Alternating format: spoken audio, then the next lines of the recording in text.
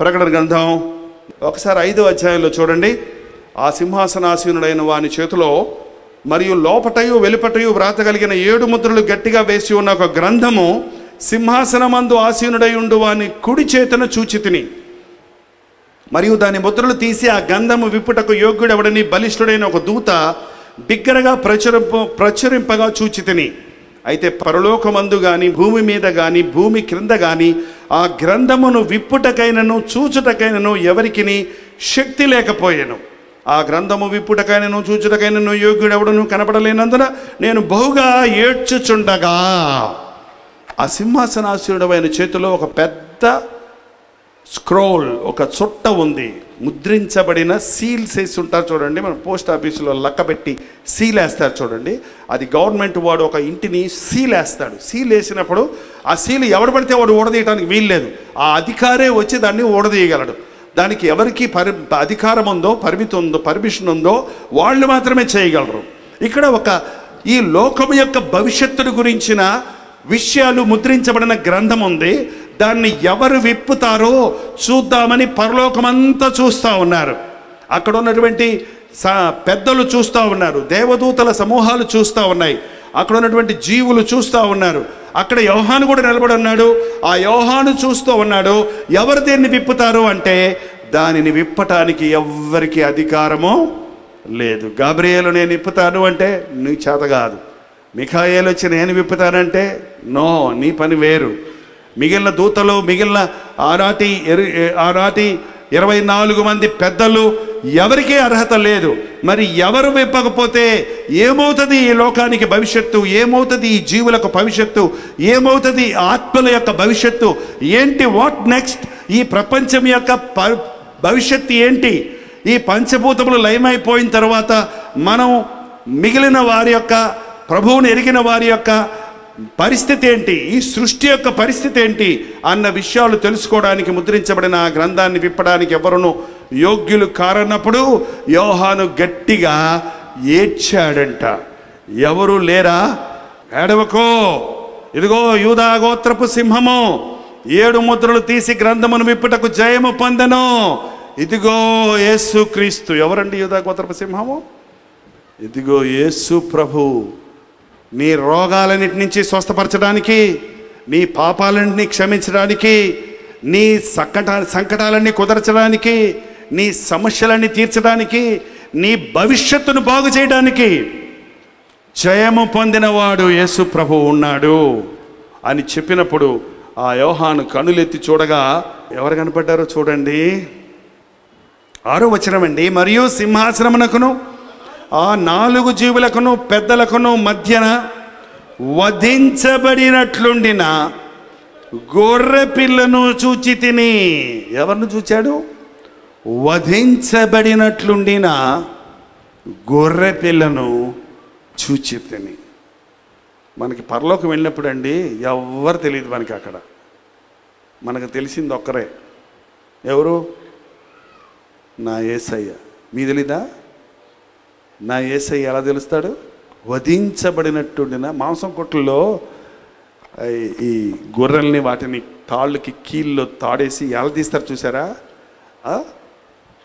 ఆ గొర్రెను చంపేసి దాన్ని నరికేసి ఎలగడతారు చూసారా? యేసుక్రీస్తు నీ కొరకు నా కొరకు సిలువలో అలాగూ యాగమయ్యాడు. వదకు తేబడిన గొర్రె పిల్లగా ఆయన మౌనముగా ఉన్నాడు. లోక పాపములను మోసుకొని పోవు దేవుని గొర్రె పిల్లగా ఈ లోకంలోనికి వచ్చి మనందరి దోషాలను కలువరి కొండ వరకు మోసుకొని పోయాడు. ఈ రోజున పాపం క్షమించడానికి యేసుప్రభుకి అధికారం ఉంది. ఎందుకంటే ఆయన నీ పాపాన్ని సిలువ దాకా మోసుకొని పోయాడు. ఈరోజు నీకు పాపం మీద జయం ఇవ్వడానికి ఆయన శక్తి ఉంది. ఎందుకంటే సాతానును దాని అనుచరులను ఆయన నాశనం చేస్తున్నాడు. మరణము యొక్క బలము గలవాన్ని అనగా అపవాదిని మరణము ద్వారా నాశనం చేసి ఉన్నాడు. పరలోకంలో కూడా సిలువ కనపడుతుందండి. నాకు చాలా ఆశ్చర్యంగా ఉంది. పరలోకంలో కూడా సిలువలో వేలాడుతున్న యేసయ్య దృశ్యం మనం చూడగలుగుతున్నాం.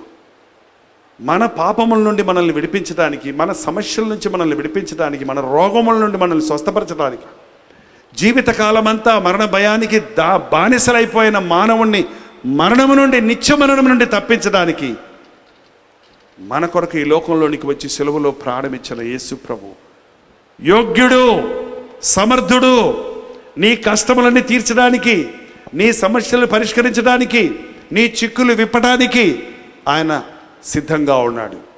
మీరు ఎవరైనా చిక్కుల్లో ఉన్నారా? నేను చాలామందికి వ్యక్తిగతంగా ప్రార్థన చేస్తుంటానండి, అందుకని నాకు ఎక్కువ అనుభవం కలుగుతుంది. అనేక సమస్యలు, మనుషుడు పడే సమస్యలు అర్థమవుతున్నాయి. ఆ సమస్యలకు బైబిల్లో వెతికినప్పుడు బోల్డ్ పరిష్కారాలు దొరుకుతున్నాయి. మొన్న ఒక యవ్వనస్తురాలు చాలా చక్కగా ఉంది, చక్కటి చిన్న బిడ్డను ఎత్తుకుంది, చిన్న వయసే ఉంది, 20 లోపు వయసులోనే ఉంటుంది. ఆ అమ్మాయి వచ్చింది, నా కోసం ప్రార్థన చేయండి, నా భర్తకి నాకు గొడవ వచ్చింది, మేము విడాకులు కోర్టుకు వెళ్ళిపోయాం, ఈ విడాకులు త్వరగా వచ్చేటట్టుగా ప్రార్థన చేయండి అని అడుగుతుంది. అదేంటమ్మా విడాకులకు పని ప్రార్థన చేయటం ఏంటి?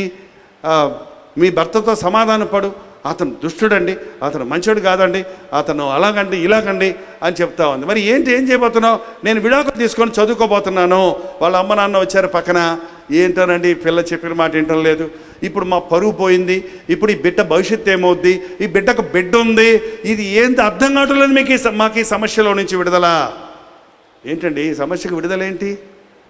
విడాకులు విడుదల, భార్యాభర్తల మధ్య వచ్చే గొడవలన్నిటికీ విడుదల యేసు ప్రభు స్పష్టంగా చెప్పాడు.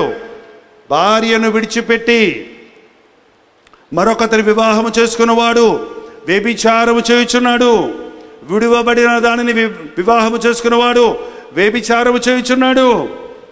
అబ్బో, ఇలా అయితే పెళ్లి చేసుకోకుండా మేలు అన్నారంట శిష్యులు. అది దేవుడు నిర్ణయిస్తే తప్ప అది పరిష్కారం కాదు. పెళ్లి చేసుకునే వాళ్ళకి సమస్యలు లేవండి. అరే పెళ్లి చేసుకుంటే గొడవలు వస్తాయని చేసుకోవట్లేదండి అన్నాడు ఒక ఆయన. పెళ్లి రాకపోతే మరి గొడవ లేదా అంటే ఆ రోజు గొడవేనండి అన్నాడు. ఏం గొడవ? నన్ను చేసుకొని అందరు అమ్మాయిలు నాయమని పడుతున్నారు అన్నాడు.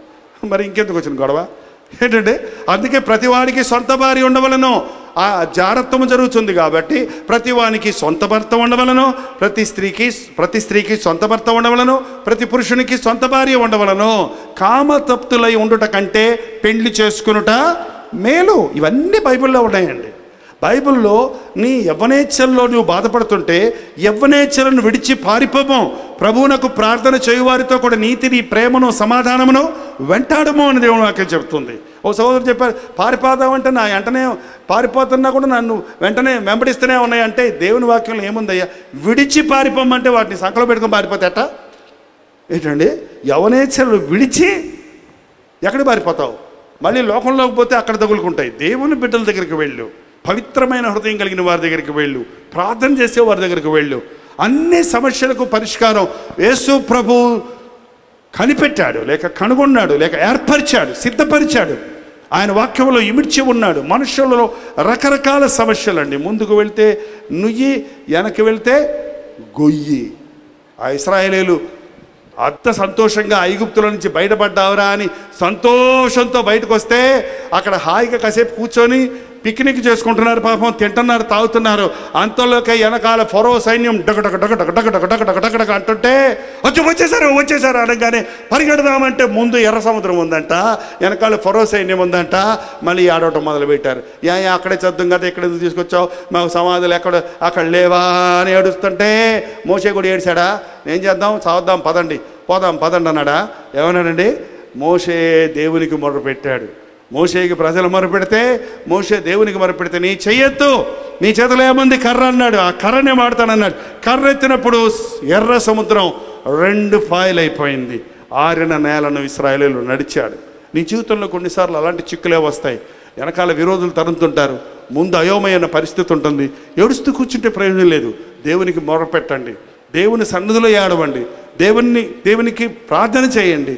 తప్పించుకునే మార్గాన్ని, శోధనతో కూడా తప్పించుకునే మార్గాన్ని చూపించే దేవుడు మన దేవుడు. పక్కదారులు పెట్టకండి, తప్పుదారులు పెట్టకండి, షార్ట్ కట్స్ ఉపయోగించకండి, ఆ తాత్కాలికమైన ఉపశమనం కోసం కక్కుర్తి పడకండి. నిన్ను శాశ్వతమైన ప్రేమతో ప్రేమిస్తున్న దేవుడు పరిపూర్ణమైన విడుదలను నీకు ఇవ్వగలిగిన వాడిగా ఉన్నాడు. చిక్కులు లేవా? సమస్యలు లేవా? కష్టాలు లేవా? బాధలు లేవా? పిల్లలు ఉన్న వాళ్ళకేమో అన్నం పెడతానికి డబ్బులు లేవు, డబ్బులు ఉన్న వాళ్ళకేమో పిల్లలు లేరు. సమస్య కాదా ఏంటండి?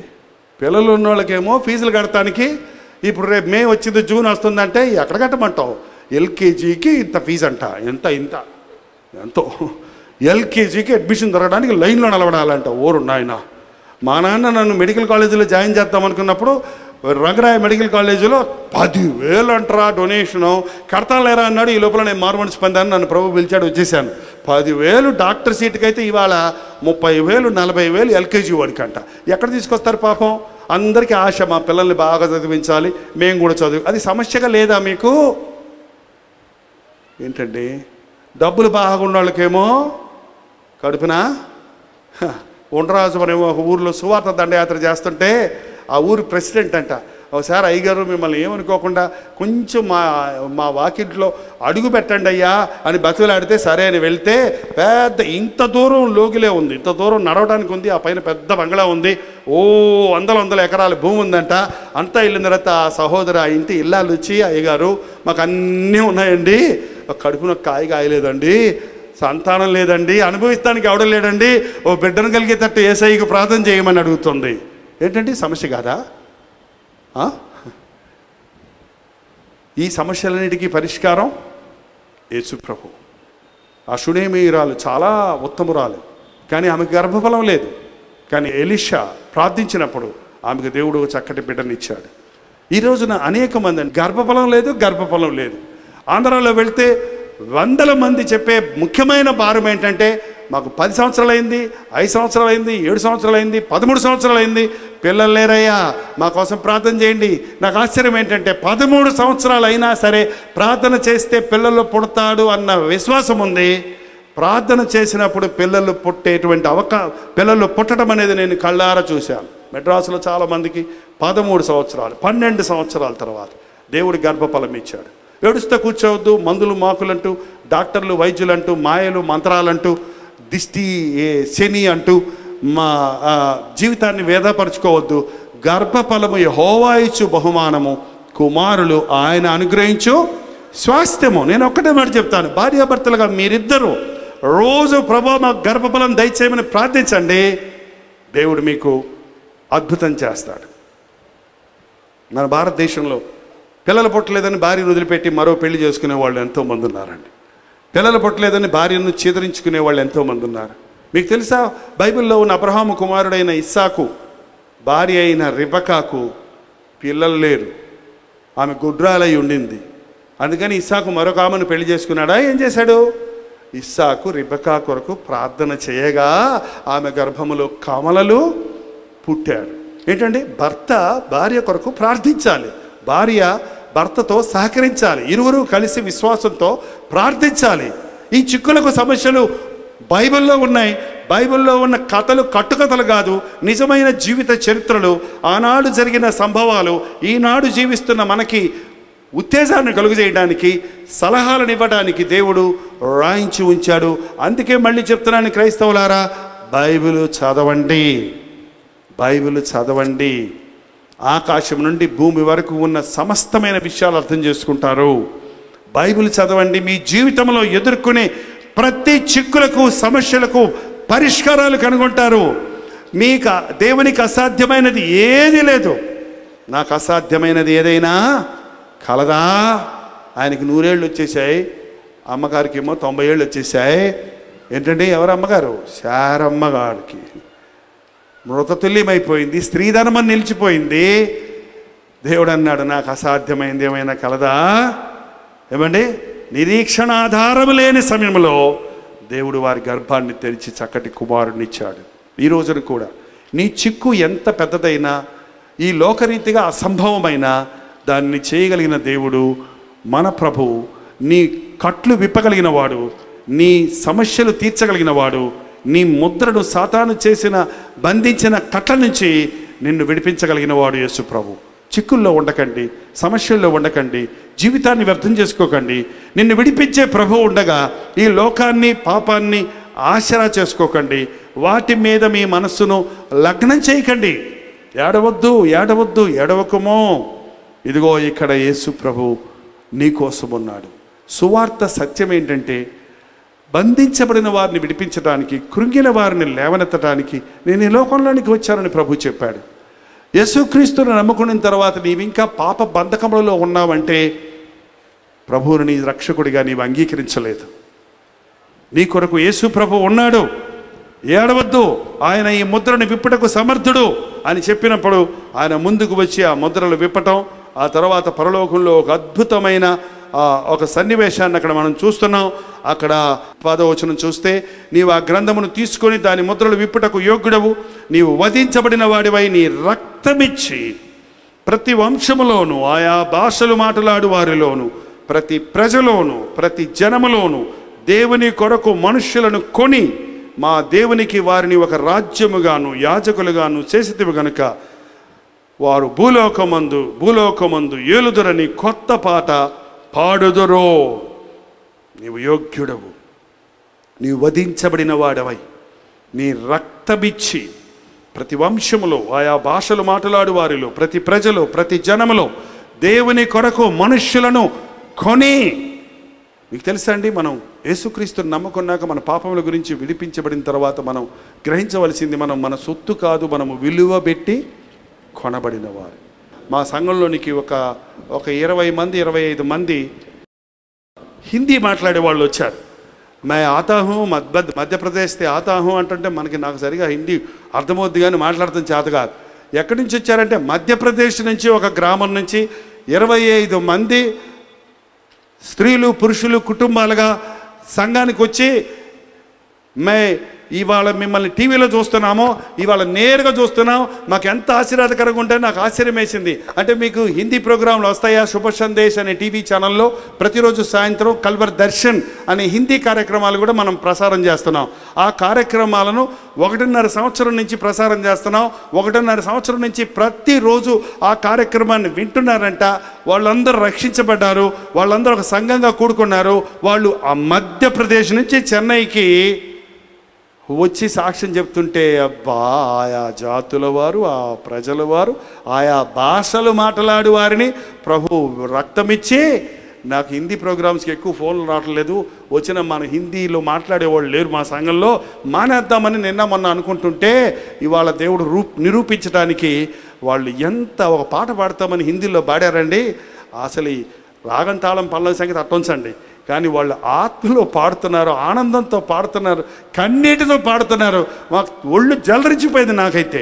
అబ్బా, మన తెలుగు వాళ్ళు మేము భక్తిపరులం అనుకుంటున్నారు. ఆయన మధ్యప్రదేశ్లో ప్రభుత్వాలు వేరే ఉన్నాయి, నిబంధనలు ఉన్నాయి, అక్కడ స్వేచ్ఛగా ప్రభువుని నమ్ముకోవడానికి లేదు, అక్కడ యాంటీ కన్వర్షన్ బిల్ ఉంది. అటువంటి స్థలంలో కూడా దేవుడు తన కార్యాన్ని జరిగిస్తున్నాడు, ఆత్మలు రక్షిస్తున్నాడని చూచినప్పుడు, యేసుక్రీస్తు మనకేనా దేవుడు? యేసు ప్రభు అందరికీ ప్రభు, ఆయన అందరికీ ప్రభు. మరి ఈ రోజున యేసు ప్రభు విడిపించిన, విడుదల పొందిన వారు నిజంగా విడిపించబడితే, రక్షించబడితే, ఒక తాగుబోతు మారినప్పుడు మరొక తాగుబోతు దగ్గరికి వెళ్ళి యేసయ్యని గురించి చెప్పి ఆయన రక్షణలో నడిపించాలి కదా. ఒక విగ్రహారాధికుడు మారినప్పుడు, నిజదేవుణ్ణి కనుగొన్నప్పుడు ఆ దేవుని గురించి వారికి తెలియజేయాలి కదా. ఒక పాపిని, ఒక వ్యభిచారి మారినప్పుడు, ఆ వ్యభిచార కోపంలో నుండి బయటపడినప్పుడు తాను వెళ్ళి ఇతరులకు చెప్పాలి కదా. ఈరోజు యేసయ్య రక్తం వృధా కాకుండా ఉండాలంటే ఆ రక్తంలో మనం కడగబడటమే కాదు, ఆయా జాతుల వారు, ఆయా భాషలు మాట్లాడువారు, ఆయా వంశముల వారిని రక్తమిచ్చి కొన్నాడు. మనమందరం పరలోకం కొరకు సిద్ధపడుతున్నాం. పరలోకం ఎలా ఉంటుంది అంటే, ఏ సంఘస్థులు అక్కడ ఉంటారు అంటే, ఏ ఊరోళ్ళు, ఏ దేశస్థులు, ఏ భాష కలిగిన వాళ్ళు ఉంటారు అని అడిగితే, పరలోకం ఎవరుంటారండి? ఆయా వంశముల వారు, జపాన్ వాళ్ళు, చైనీస్, పాకిస్తాన్ వాళ్ళు, ఆఫ్ఘనిస్తాన్ వాళ్ళు. తెలుసండి మీకు ఈ దేశాలన్నిటిలో భయభక్తులతో అండర్ గ్రౌండ్స్లో ఎవరికి తెలియకుండా ప్రభువుని వెంబడిస్తున్నారు, ముసుగులేసుకొని ప్రభువుని వెంబడిస్తున్నారు, ప్రాణాలు త్యాగం చేయాల్సి వస్తే ప్రభు కొరకు ప్రాణాలు ఇస్తున్నాడు. కానీ ఈ రోజున మనం ఆంధ్రాలో, లేక ఈ యొక్క భారతదేశంలో, మన తమిళనాడులో, ఆంధ్రప్రదేశ్లో యేసు ప్రభువుని నమ్ముకోవడానికి ఇంత స్వేచ్ఛ ఉన్నప్పుడు, ఇంత అవకాశం ఉన్నప్పుడు, ఇంకా నీవు నీ కట్లలో, నీ పాప బంధకముల్లో, నామకార్థ స్థితిలో ఎందుకు ఉండాలి?